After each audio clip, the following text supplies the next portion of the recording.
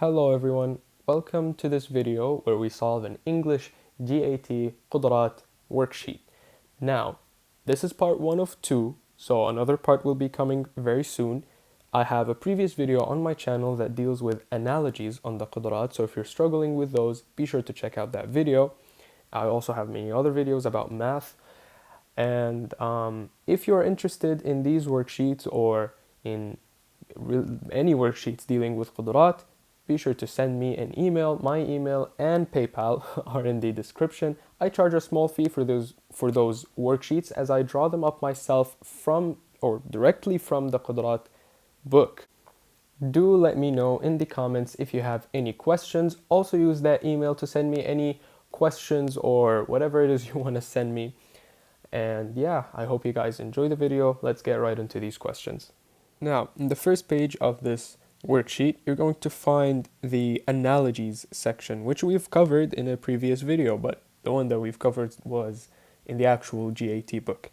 So let's see if we can use the knowledge we've gained from there to solve these questions. Pause the video if you want to give it a try first. First off, we have cold is to hot, as what is to what. So handsome is to young. Well, that's not really gonna work because cold and hot are antonyms. They are opposites. So you gotta look for opposite things. Handsome, young, not really. Summer, spring, they're two different things. They're not opposites of each other. The opposite of summer is not spring. Could be anything, right? You could say winter, but that's not even the opposite of summer, really. Then you have beautiful, ugly. The opposite of beautiful is ugly. So we're gonna pick that one. Now the next one is complicated, sophisticated. So complicated is something that is, how do you say it? So it's complicated. It's not easy to understand, or it's not, easy flowing. It's just something that is weird and mixed up. It's just complicated, right? Sophisticated is kind of the same thing, but sophisticated is it's more related to the meaning of complex. So it's not complicated, but it's sophisticated. So it's complicated in a higher form. So they're kind of synonyms, right? They kind of go together. If you want to say something is complicated in a respectful way, you say it's sophisticated. So let's see the first choice. Elaborate, complete, unrelated. Cheap, gross, also unrelated. Costly, expensive. These are also synonyms. Something that is costly, that means it costs a lot, which means that it's expensive. So then we have tall, long, which are also unrelated. So that's why we're going to pick B. Try to look at each choice, but don't waste too much time. But do look at each of the choices. Then we have, for number 3, fruit, ripe. All right, so it's kind of a state of a fruit, right? The state of a fruit, it's ripe. So I'm not even using like for example the things that we took in the last video or the one before that, where we covered each type of analogy that we can get. I'm just using plain logic. Fruit, ripe. Okay, so that's the state of a fruit. Flower, yellow. Not really. It's just the description of what a flower's color is, right? So let's just ignore that for now. Cheese, aged. Now this is starting to look more like it, right? Fruit, ripe, cheese, aged. So when the fruit is ripe, so ripe means not it's fresh, of course, but it's ready to eat. For example, it's ripe. It's at its peak of cookedness, naturally wise. I don't know, but yeah, that's what ripe is. So it's ready to be eaten, for example. And cheese, aged. That's also a state of the cheese. When you have aged cheese, it's the state of it, right? So my eyes are on this one. Then we have B, honey. Bee produces honey. That has nothing to do with fruit ripe. Motorcycle, car, kind of unrelated. So my answer here would be cheese aged. It's really the closest thing. Nothing else is as close of a description or as close as a resemblance as fruit ripe, as cheese aged to fruit ripe. Then you have school, class. So this maybe goes to the part to whole, right? So the whole thing, like the school contains a class, right? So let's keep that in mind while we look at the choices. We have flour, cake. Maybe, but do you know why we're not going to pick this one? Because it's flipped. The whole is the cake, and the part of it is flour, right? And here we have school, class. This is the whole, and this is the part. So it's flipped. So that's why we know for sure that this one is not it. Because that's one of the tricks that the book, or not the book, I mean, the exam tries to use against you. Then we have horse, animal. Not really, has nothing, I mean, a horse is an animal, but it has nothing to do with school class. Apartment, palace, unrelated. Then you have computer, mouse. This one is a little bit, but computer, right? It's the whole thing. It's the whole thing is the computer. A part of the computer is a mouse. You do need a mouse to work on a computer, right? So we're gonna pick that one as it is the closest. Then you have, for number 5, poetry, imagination.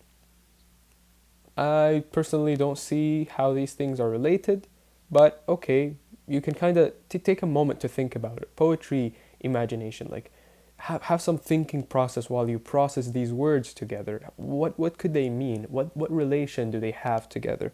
Poetry, imagination. All right, let's see. Studying chemistry. I don't see a relation in that at all, right? Work, result. So you work, you see the result. Poetry, imagination, not really. I don't see it. You guys might see it. I don't really see it. But you can kind of see that it's not. That's very unrelated as well. So poetry, you can think, for example, oh, it's a result of imagination or the manifestation of imagination. But work, result, like what does that have to do with poetry and imagination, right? Then you have prayer, meditation.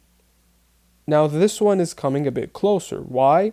Because meditation is almost like, or prayer is a manifestation of meditation. It's a type of expressing meditation, right? Poetry is a type of expressing imagination. See, I was able to like form a link.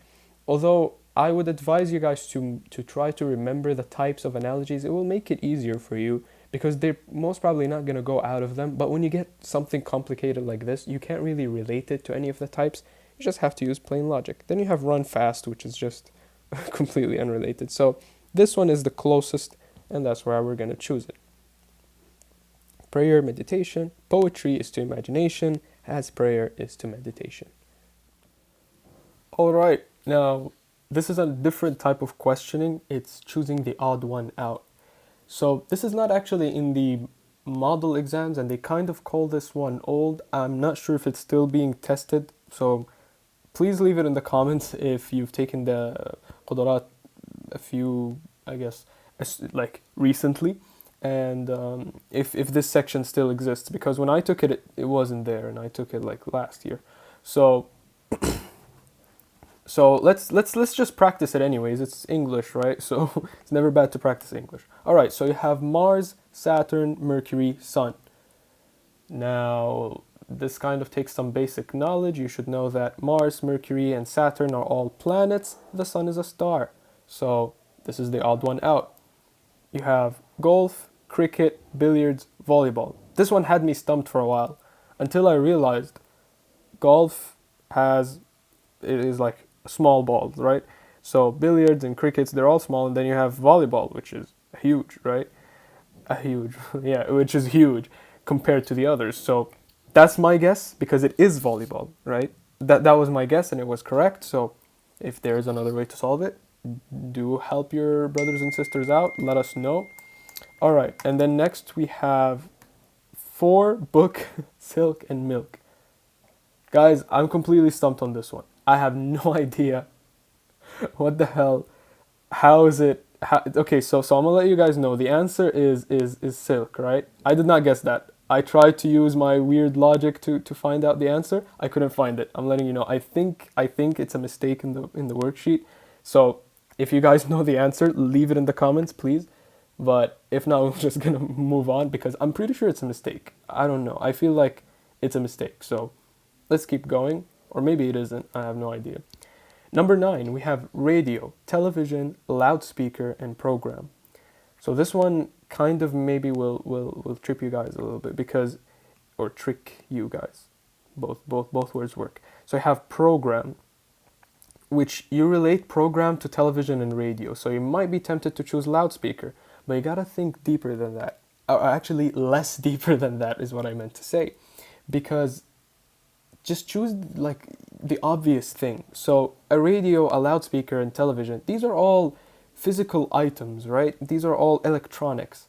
A program is a show. It's not really a physical item. It's a kind of electromagnetic radiation, right? It's not really a thing. It's not an electronic. So actually, it is the odd one out. Do not choose loudspeaker. Loudspeaker, radio, television, they are all electronics. They are under the same group. And next we have sprinting, jumping, jogging, and running. Now, again, you might be stumped on this one, like, wait, these are all activities. Which one could it be? But sprinting and jogging and running, these are all forms of, I guess, walking.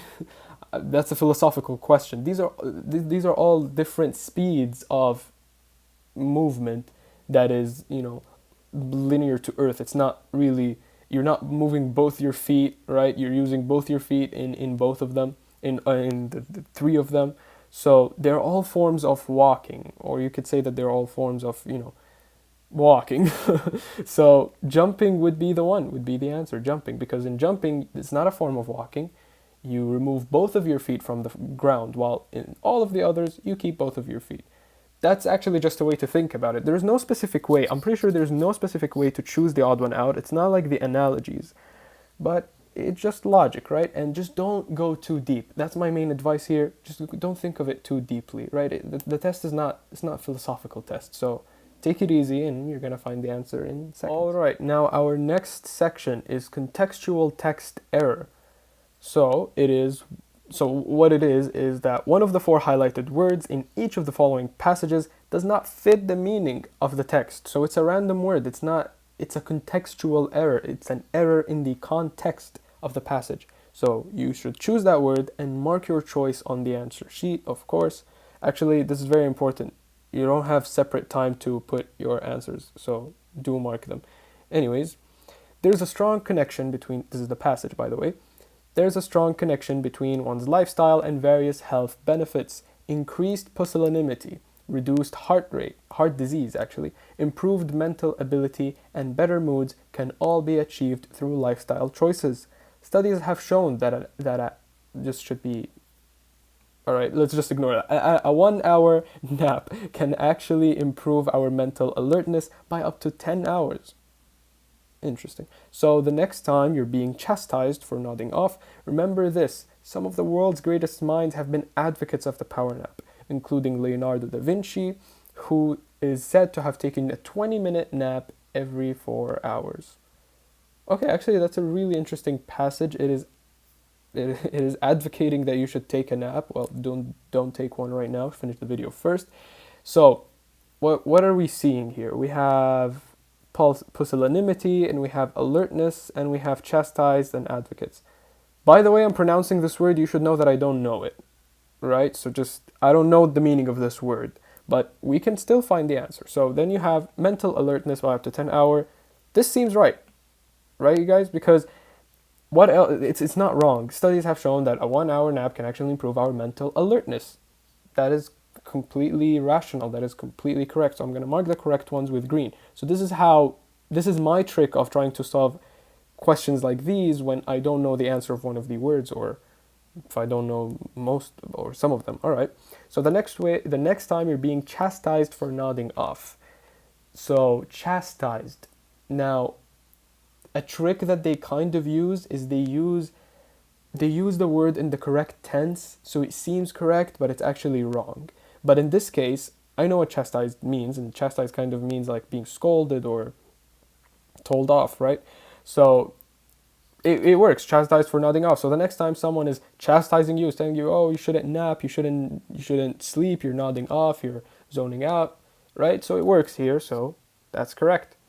And then remember this, some of the world's greatest minds have been advocates of the power nap. Advocates just completely works. And how do I know that it completely works?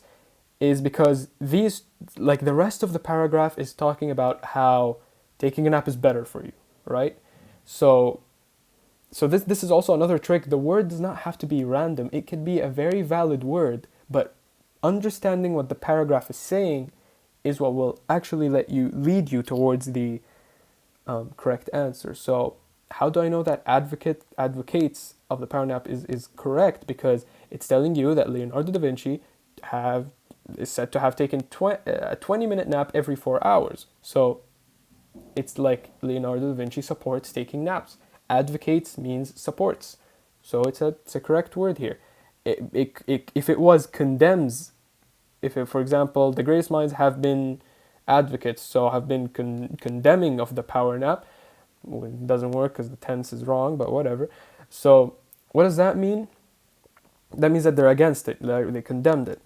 So it wouldn't be wrong if this section didn't exist, for example, or this section, right? Improve our mental health. It wouldn't be wrong. The word completely works here. It is not incorrect to place that word here, but in the context of the entire paragraph, it is wrong.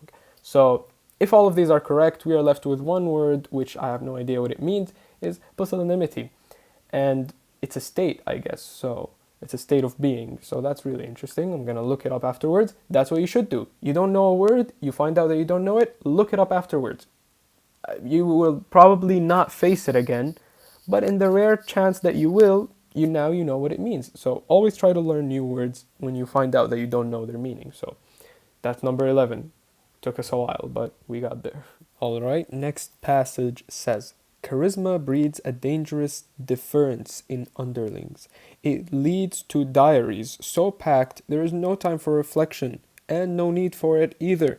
Self-confidence is fine for movie stars, but in the business world, it stops bosses from being challenged and from realizing that their big ideas are mostly fleeting, substantial, and troublesome. Now, so we have 4 words that are highlighted just like last time, and pause the video, try to get it yourself. It should be pretty simple. So notice how we're gonna just say charisma breeds a dangerous, breeds, which means kind of makes or forms. So this works. It breeds a dangerous deference in underlings, and it leads to diaries so packed there is no time for reflection. This is a little bit of weird that they use diaries, but it's still not out of context, right? Diaries, so that means basically their days or their lives. There is so packed, there is no time for reflection, right? There is no time to sit down and reflect upon your life. So this works so far, but I have my eyes on this. Maybe it's not the right one, right?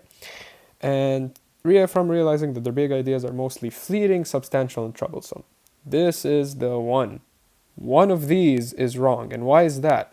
Because these don't fit the meaning of the sentence. One of them doesn't. They are almost antonyms.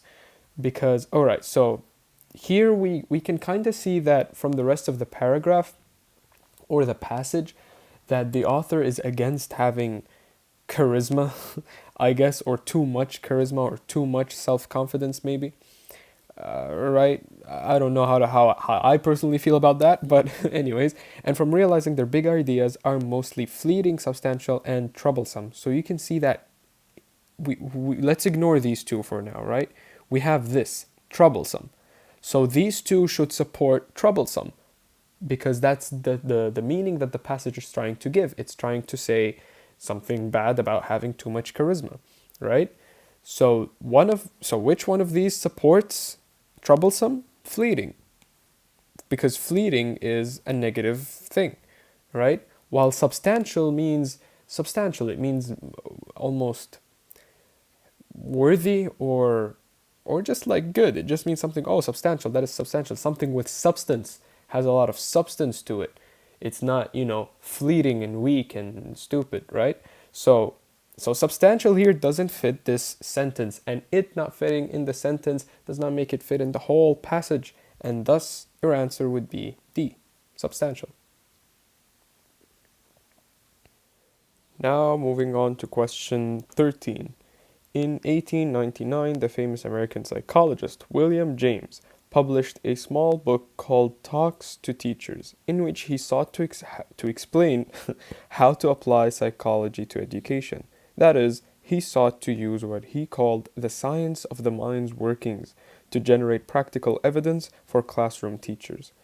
At the time, the book was not much of a success, largely for 2 reasons. A, there was a lack of research proof on how learning works, that is, the science of learning, and B, there was an absence of research-based principles concerning how to help people learn, that is, the science of instruction. Okay, a bit of a hefty passage here, but This passage actually has a few faults. We'll get into them, but first let's look at apply. So, in which he sought to explain how to apply psychology to education. That seems well, so we're gonna tick this one. I've already ticked it. And we have to generate practical evidence. Alright, he sought what is called the science of the mind's workings to generate practical evidence for classroom teachers. Now, my eyes are here, right? Because you don't necessarily you're not. I mean, he's trying to say to generate practical um, uses or utilizations for classroom teachers. He's trying to show classroom teachers how to teach students using, I guess, psychology, right? So, what does that mean? Practical, generate evidence? He's not trying to generate evidence for classroom teachers. He's trying to generate something else. But this kind of works in the sentence, but it just looks off. So, my eyes are here. At the time, the book was not much of a success, largely for two reasons. A, there was a lack of research proof on how learning works. So, research proof. This is not really how you use proof. And there it is. This is why there are faults in the passage. As you can see, it's not as obvious as the other passages. These two words are being used in an iffy way. Lack of research proof, it just sounds iffy, but maybe it works, but I don't think that it works, right? So my eyes are here again on how learning works, that is the science of learning, and B, there was an absence of research-based principles. And guess what? Absence is completely fine, right? So there was an absence of research. It sounds off, but it's actually completely fine. There was no research. There was a lack of research. But now we're left with these two. And that's really that. Apparently now the book or the worksheet that I'm working with says that the answer is evidence. But consulting few teachers of mine, they have all assumed that this is just one of the many faults that exist in prep material for the GAT. A lot of these materials have mistakes in the answer key or even the questions themselves. Some of the questions simply do not make sense.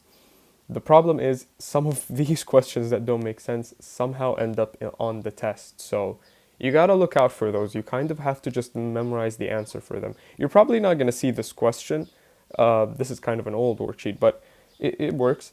But you're gonna see similar questions to this, like very, very similar question to this or the ones before it, where you're gonna have two answers that are basically right and just so many mistakes, right? But my teachers, they assume it's proof because proof looks way more iffy than evidence.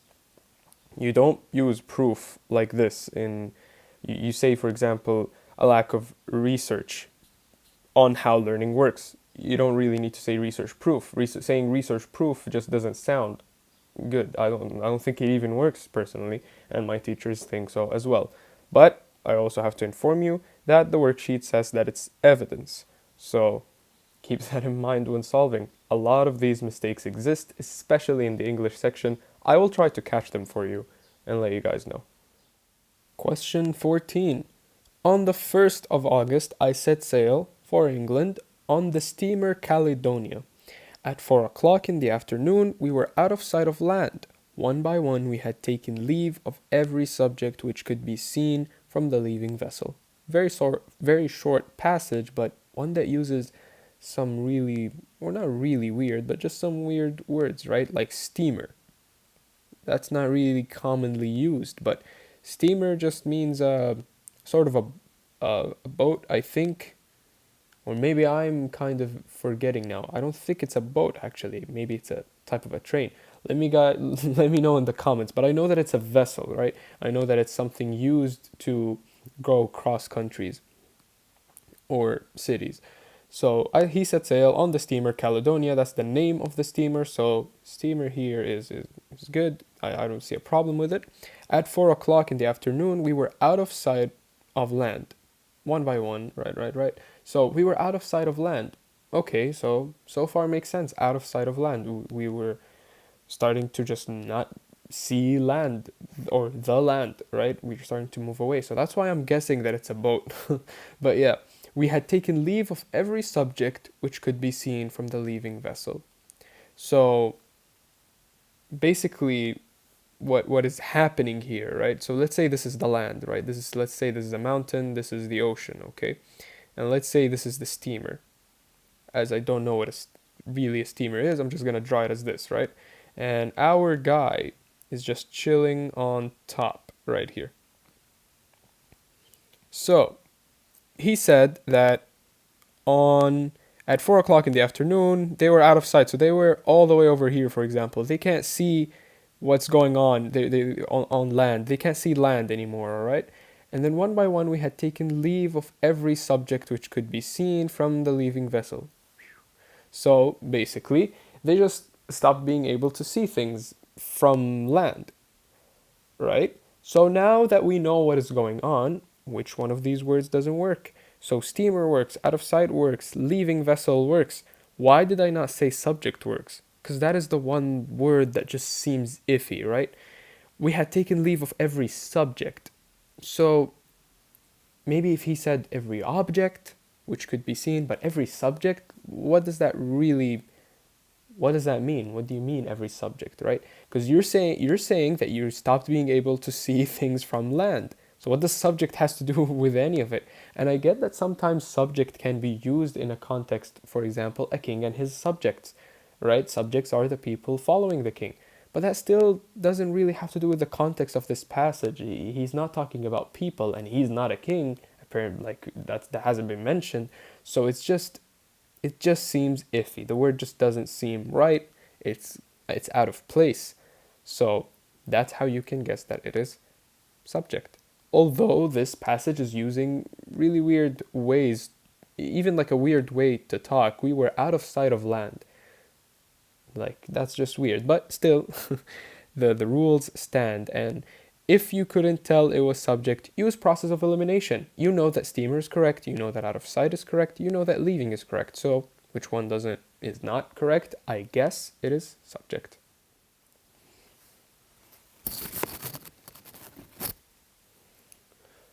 All right, question 15. When he was 5 years old, the boy jotted on the bedroom wall with a perpetual marker, leaving an eradicable mark that would still be there even after he grew up and relocated. Off the bat, instantly, it's eradicable. Why? Because the word eradicate means to wipe out, basically. To wipe out. To delete out, to completely eradicate, right? So eradicable, adding the bull part, means able to be eradicated, right? So adding the suffix able makes it something that is able to be removed or wiped out. And literally, it just says in the same sentence, mark that would still be there even after he grew up and relocated. So without wasting time looking at, what does jotted mean? What does perpetual marker mean? I had no idea what a perpetual marker, we just call it permanent marker, right? But the moment I just saw, eradicable, mark that would be even there after he grew up and relocated. There it is, right? There's where an antonym is met with the whole sentence. Just a word that is like, no, complete opposite of that word would work in the sentence. And that's why your answer would be C. Thank you for making it till the end of this video. I'm really glad that I could help you guys out. Hopefully you guys can help me out as well. Do check that description box and let me know how you do on your exam.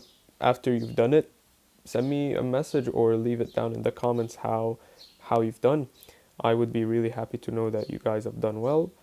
And good luck, you guys. You got this.